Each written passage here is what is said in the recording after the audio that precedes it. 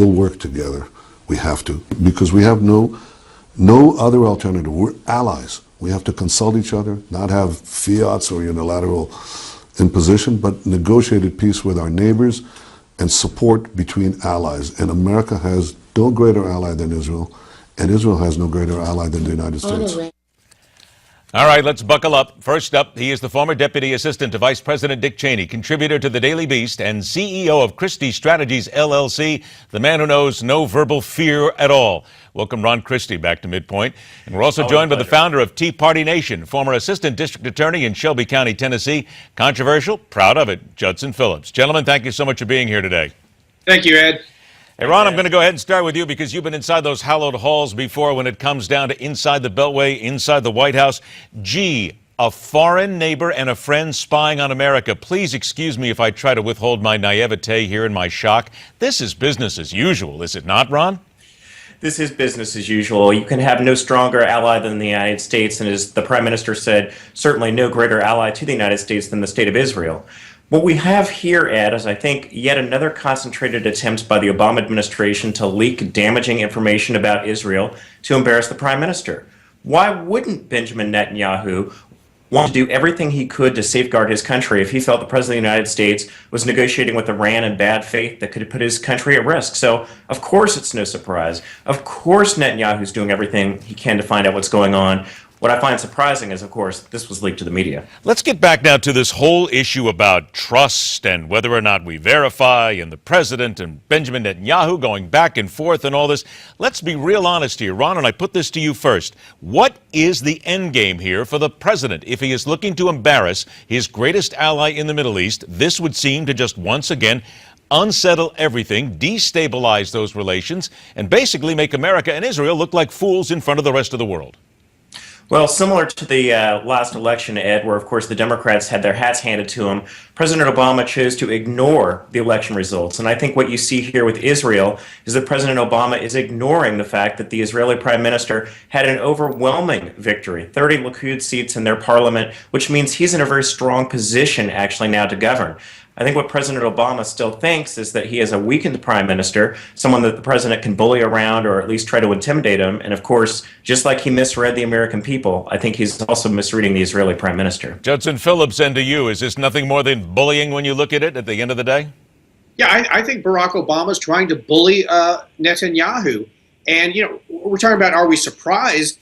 The real surprise would be if Netanyahu and Israel were not spying. Because, let's face it, America and Israel are great allies. Obama is the enemy of Israel. Obama's out there cheering for the enemy. He wants Iran to get nuclear weapons. You know, remember his statement, I think Iran... Hold on a sec, Judson. I'm going to stop you there. He wants Iran to get nuclear weapons. You realize, of course, what you're saying there. You're going to stick by that. Absolutely. Absolutely.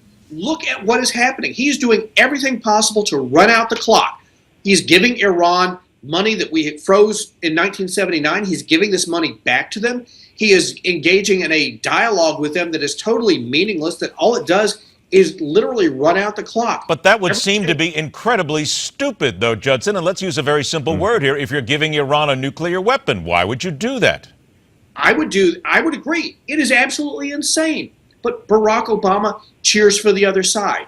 He has knifed every American ally in the back, starting with his first days in office when he knifed the Poles and the Czechs in the back. He's done it to the British. He's done it to the Israelis. He goes out there and all but begs the Iranians, begs Khomeini, when Khomeini's not out there cheering death to the U.S., begs them to sit down and talk with us.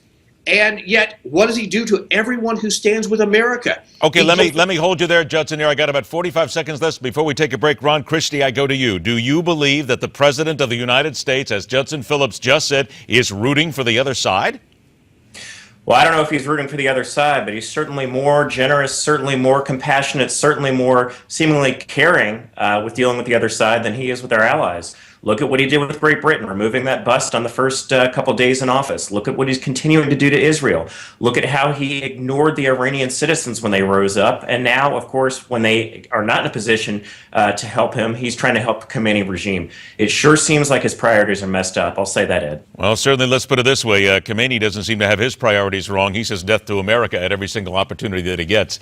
Gentlemen, if you would, please stand by just a couple of moments here. We're going to break and come back. Senator Ted Cruz says Obama Obamacare wouldn't let you keep your doctor. So now he wants to take your whole health care system away. If you heard Ted Cruz speak on Monday, he said it is time to get rid of every single word of Obamacare. You may want that, but what's the truth? It's coming up next right here on MidPoint.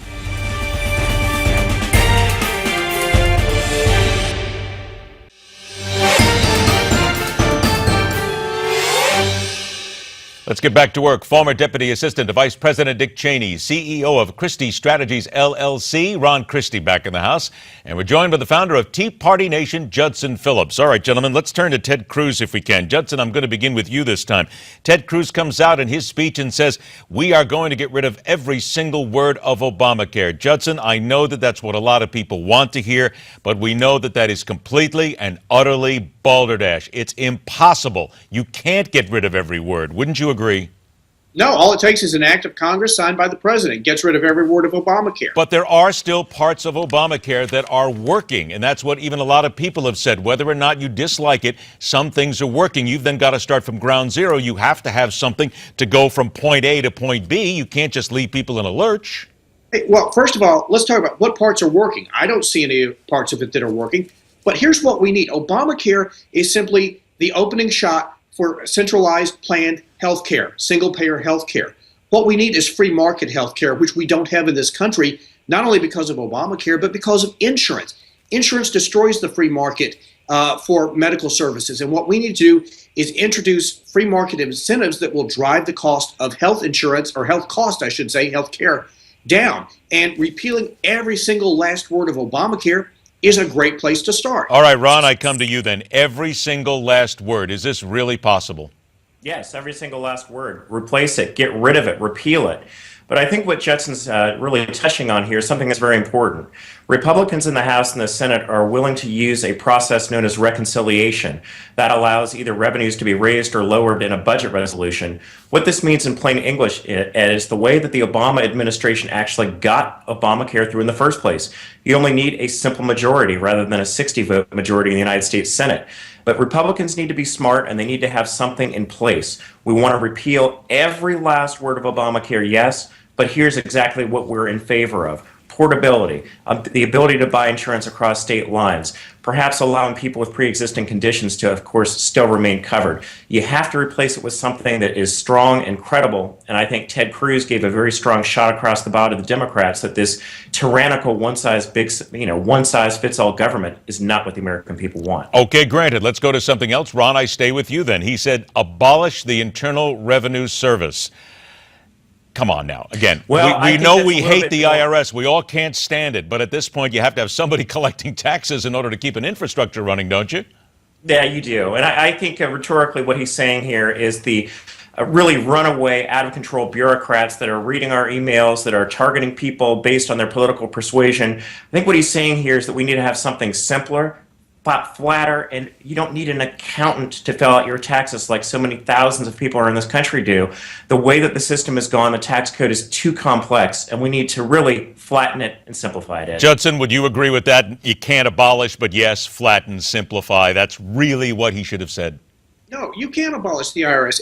But here's the thing. Ted Cruz did not say abolish all taxes. He said abolish this massive Gestapo-like agency that is oppressing the American people. Then who's going to run it, Judson? What we need to do is switch the way we collect taxes. We need to move from an income-based form of taxation to a revenue-based form of taxation, such as a national sales tax. But who's going to run it? You will create a new Department of Revenue that will run it, that is structurally limited in ways that the IRS is not currently limited. The IRS is such a bad agency. Reform is not possible of that agency. The only thing you can ever do is rip that thing out, lock, stock, and barrel, fire every IRS employee, and start from scratch with a new revenue agency. And you know that's never going to happen.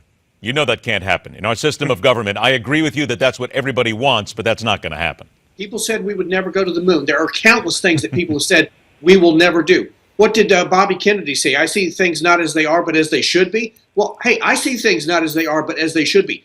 I say, things may be that way with the IRS right now, but it shouldn't be, and let's go out and change it. And unless somebody steps up to the plate and is willing to say, we're going to change it, we'll fire every Internal Revenue Service employee, we will start with a completely new structure, that protects the rights of Americans foremost. Couple of words in there. I get it. Okay. Now we're getting down to what is reality here and a little more common sense. Okay, I got about 45 seconds left.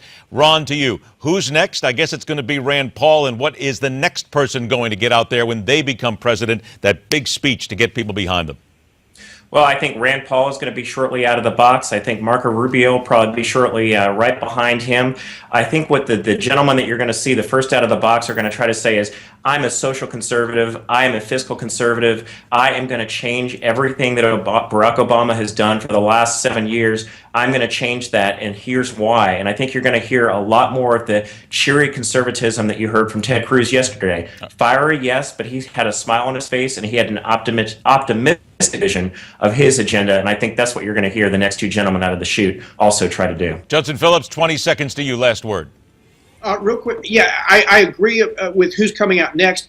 Ted Cruz made the big splash, so when Marco Rubio, Rand Paul et al. Come out, they'll make a splash, but not nearly as big. And by the way, Ron's absolutely right. The guys have to be happy warriors like Ted Cruz is to resonate with the American people. And no one's going to be able to use a teleprompter from here on out now, else they'll all get grief. Ron Christie and Judson Phillips, thanks so much for joining us, gentlemen. We'll talk to you again soon.